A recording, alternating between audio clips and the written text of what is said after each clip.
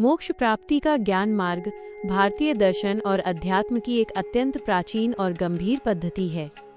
मुख्य रूप से अद्वैत वेदांत में इस मार्ग की महत्ता बताई गई है।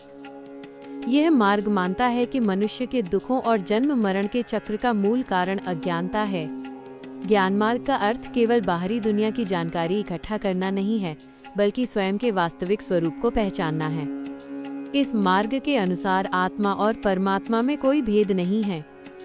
अज्ञान के कारण हम स्वयं को शरीर, मन या बुद्धि मान लेते हैं, जबकि वास्तव में हम शुद्ध चेतना हैं।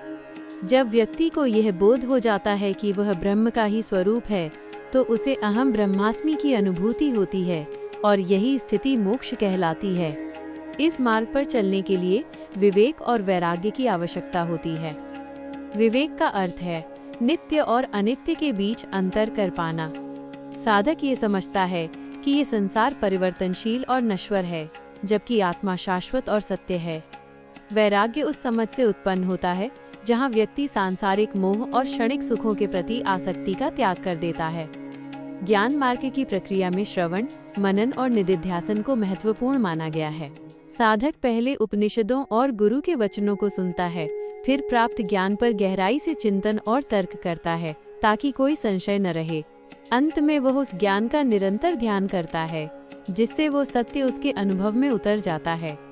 यह मार्ग उन लोगों के लिए विशेष रूप से उपयुक्त माना जाता है जिनकी बुद्धि तीव्र है और जो तार्किक चिंतन में रुचि रखते हैं।